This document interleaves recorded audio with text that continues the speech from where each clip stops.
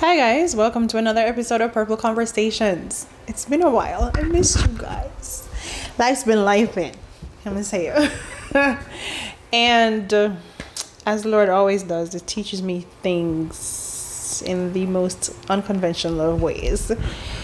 But what He also highlighted for me is to be grateful or be proud of my differences. What do I mean by that? When I was younger, I did kickboxing. I grew up predominantly in around a lot of male-centered activities. So I was always outside on my bike, or I did track and field, or I did kickboxing. I did swimming. I did netball. I was very active. I was very active in sports.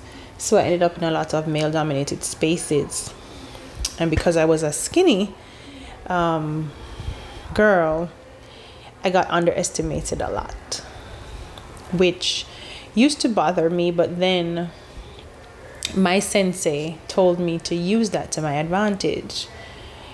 And after a while, I began to realize that it was a plus because it gave me the opportunity to operate in my authenticity, but under the radar, still being able to operate at optimum, but without the attention to make me and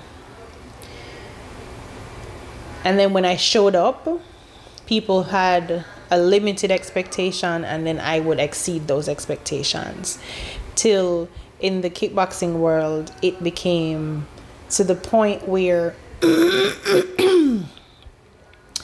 when I would go to tournaments or when I would show up, people would become scared because they weren't sure if I was going to fight or not. They weren't sure if I was going to show up in the ring or not, because I would wait until the very last minute before I would change into my gi or before I would do anything. So they were left constantly anticipating whether I was going to show up in the ring or not, because I had done such a good job at using people underestimating me to show up and dominate, so that now when I did show up, everybody was like, first of all, I don't want to fight her. And secondly, is she going to fight? And then there became an expectation of if she does fight, she's going to win. She's going to dominate. But that started at me first not running from my differences, not running from the way that I was perceived, and not letting that bother me, not letting it bother me so much that it stopped me from showing up as my authentic self. Now, that's not always easy, because it can be lonely and it can be frustrating sometimes when you are underestimated, and when you are thought of as weak or incapable or naive or just not prepared for what could possibly come because of all the things that the world has to bring. And because you don't operate the same way that the world operates, because you don't have the same mindset,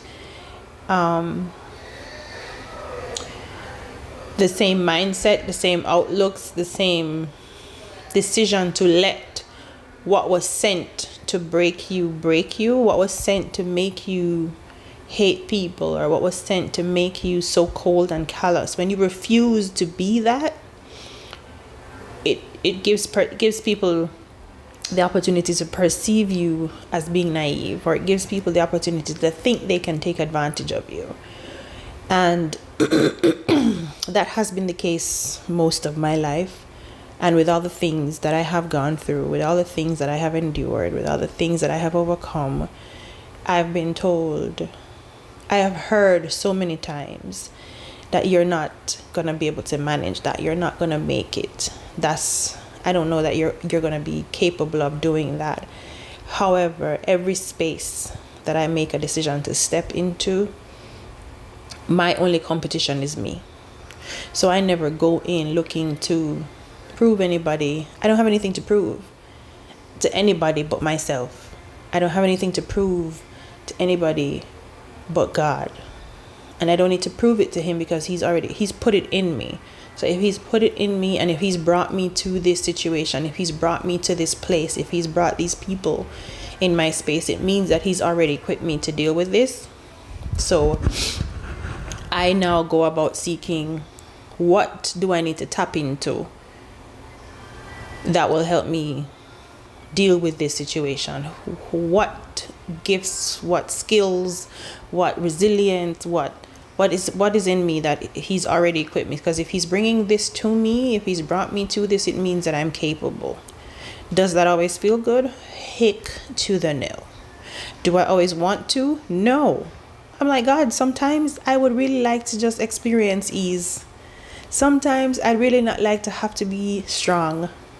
Sometimes I'd really, really, really like to not have to fight for everything. I am a fighter. If I have to, I will. And that's all I know how to do, because that's all I persist and continue to do. But I don't always want to have to.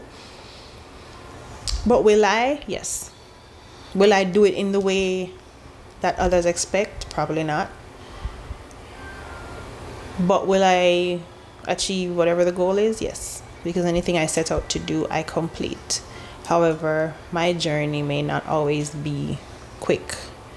And unfortunately, I am very familiar with pivoting. I'm very familiar. I don't know if it's unfortunate, but as the byproduct of my life, we're never seeking or expecting the easy way out of anything, or looking for the easy way out of anything.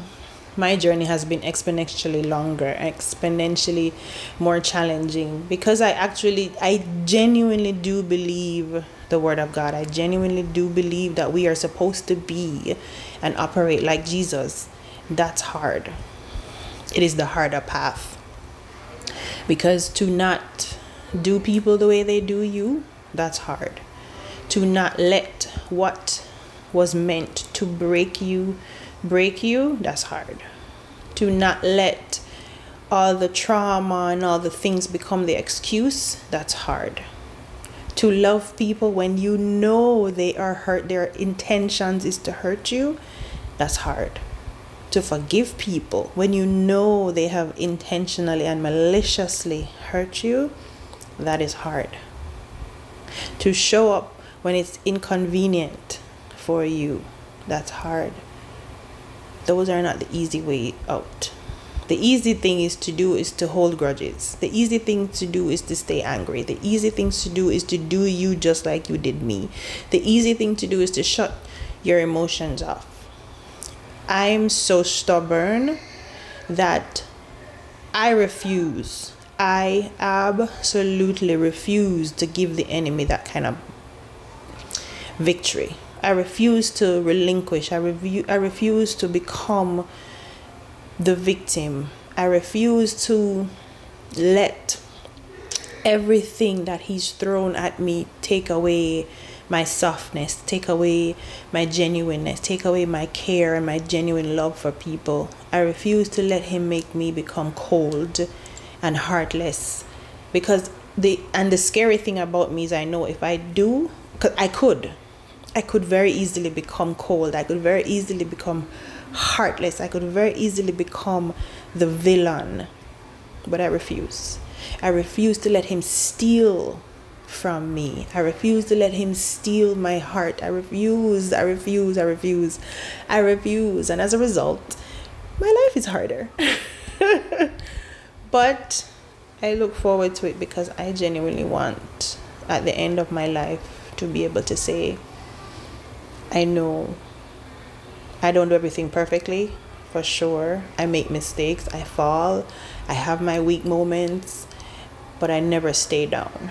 I refuse to stay down. I refuse to let the world and the pain and the trauma dictate who I show up to be. I refuse. I like being underestimated. I like when people think that I'm down for the count. So I get to not prove to them, but prove to myself, to show up in my authenticity.